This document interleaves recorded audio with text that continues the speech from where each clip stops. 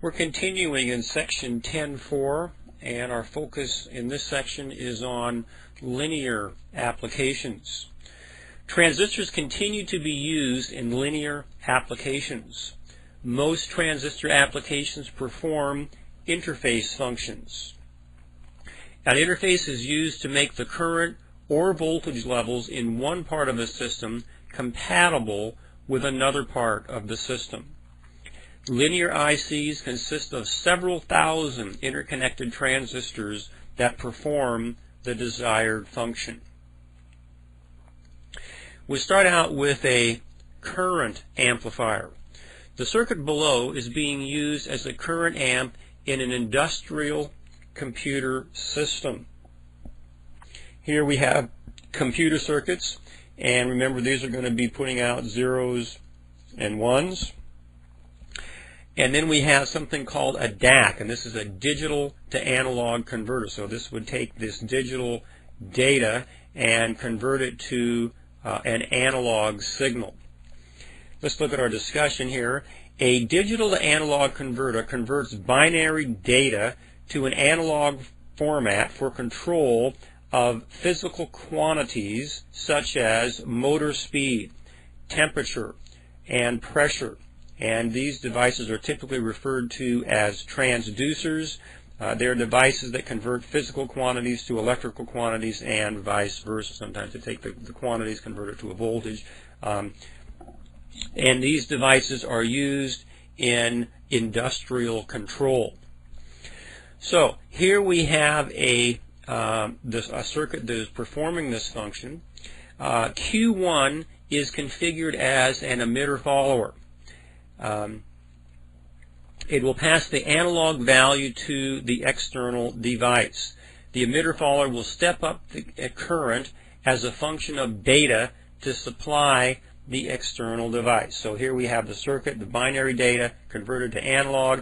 The analog data is fed into the transistor, and notice this is in the emitter follower configuration, so basically whatever value is here will be fed here in the same phase. The difference is that the output impedance is stepped way down and the current is stepped way up. Remember, the current that flows through the emitter, most of it goes to the collector, so only a tiny fraction of that current will actually be felt through the base, and this will prevent any unnecessary loading on our digital to analog converter. Special amplifier configurations. There are several special amplifier designs used in many applications that involve the interconnection of multiple transistors. And we're going to look at a Darlington pair. We're going to look at differential amps. And these, by the way, are the building blocks for the linear integrated circuits. And we're going to look at something called an operational amplifier later in the text. There are literally thousands of different configurations built with op amps, and the differential amp is the input stage for these devices.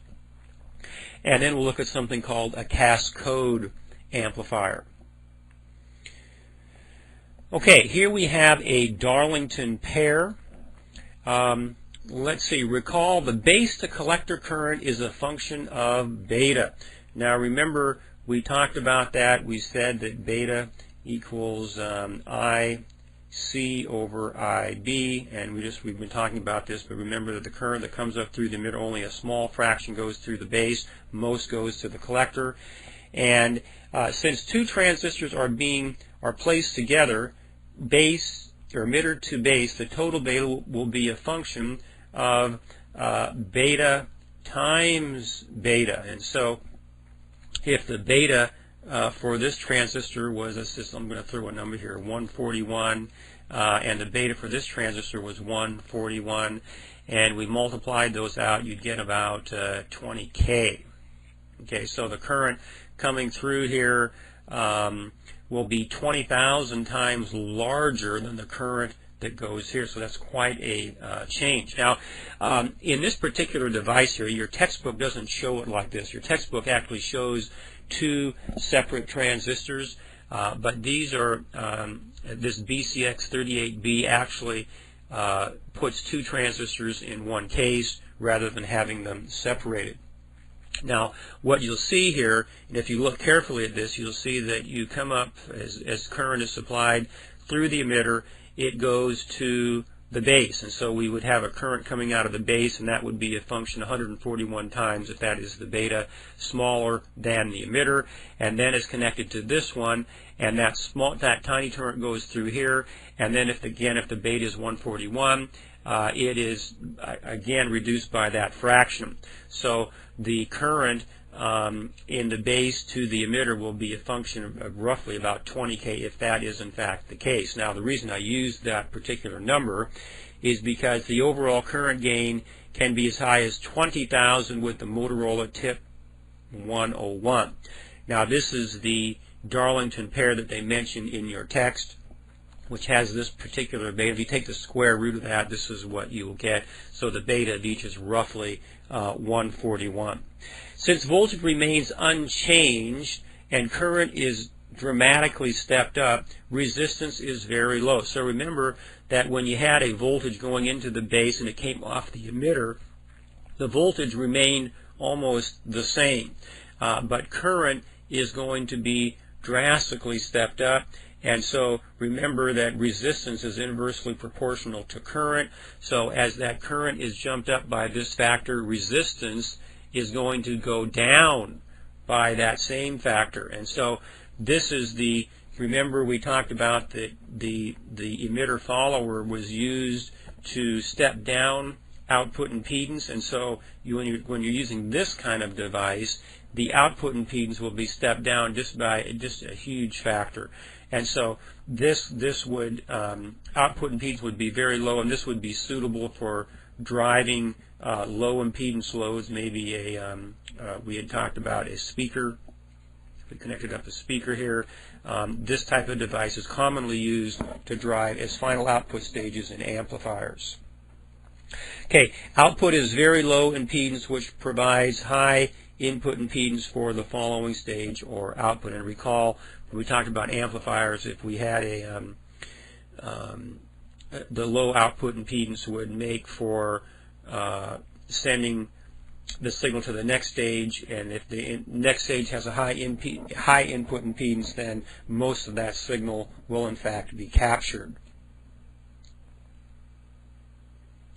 Differential amplifiers. Remember, this is the one we talked about that is the input stage of operational amplifiers. Outputs will be equal but opposite. And I have a little screenshot here. This is actually from this particular circuit and electronics workbench.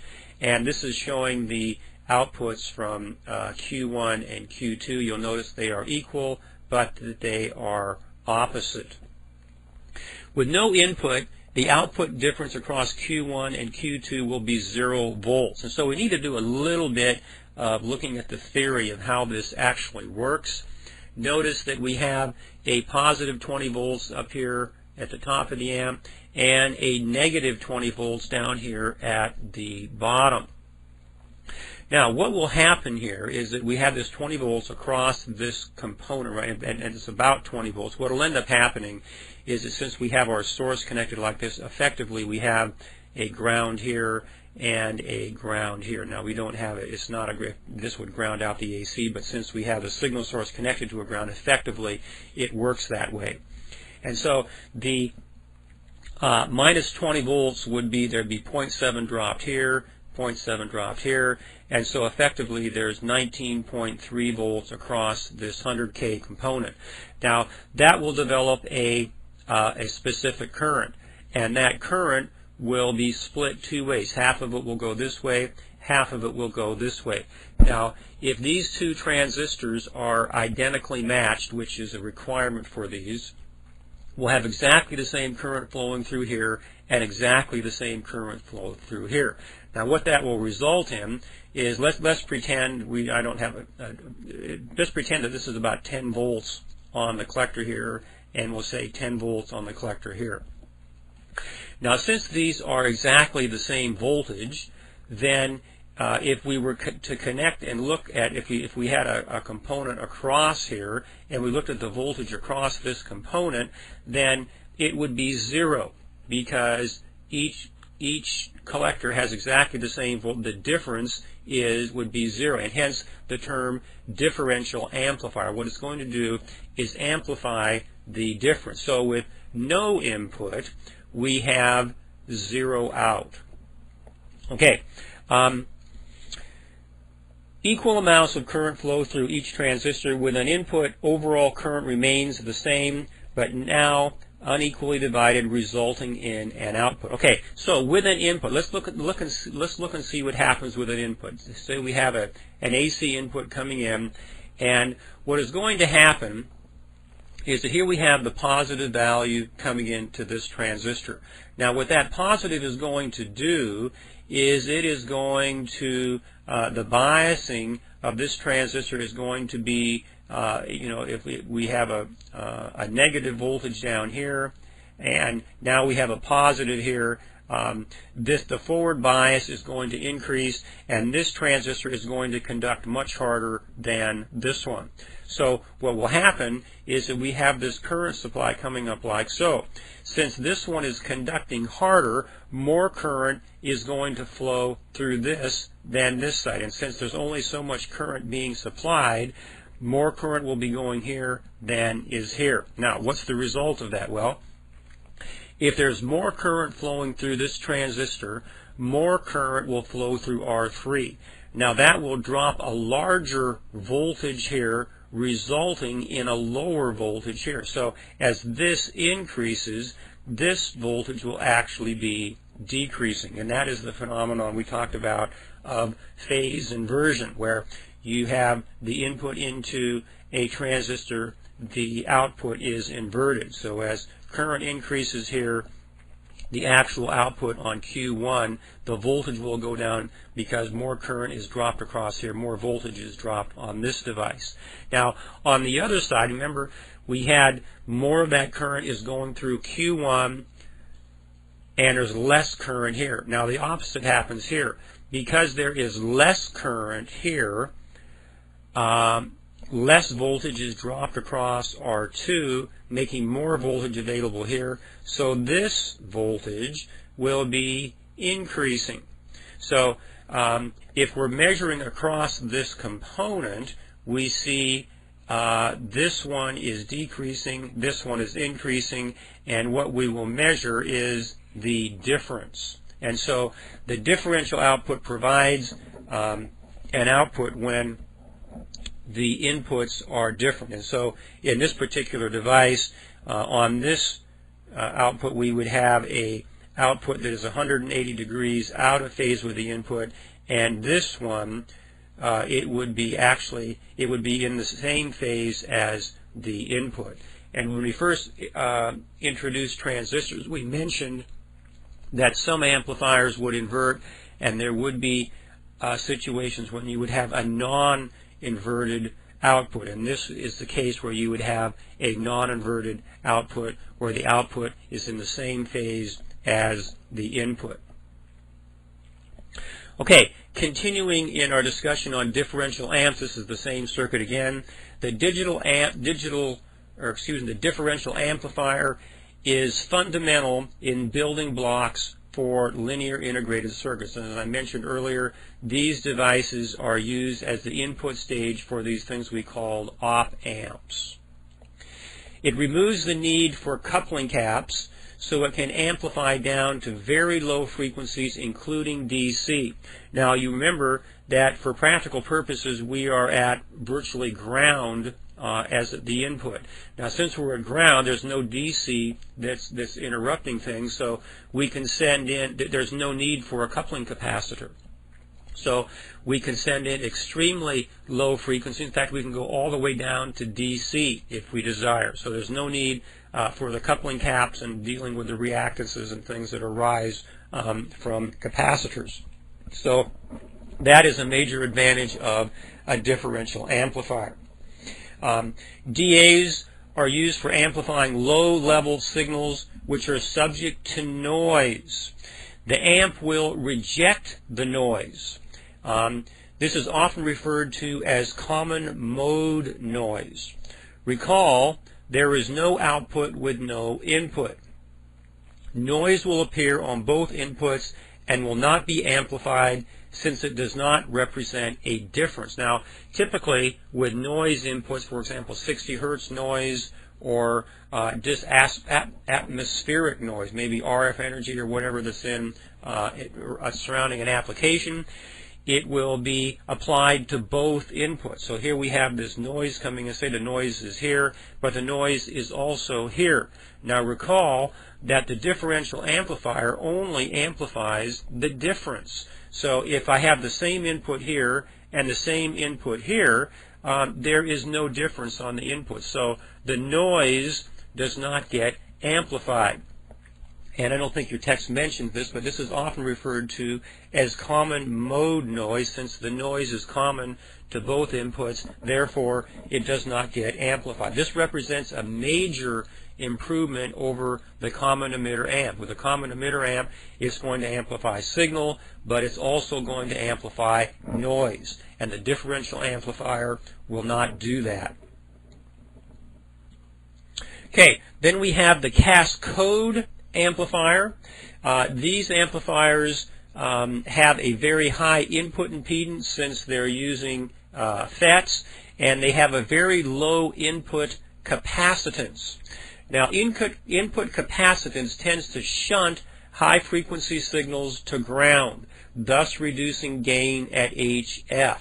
Now, that's one of the problems with the bipolar transistor, is that there is a capacitance just surrounding the entire transistor, and when you begin to send in very, very high frequency signals, that capacitance of the bipolar transistor itself begins to short that signal to ground.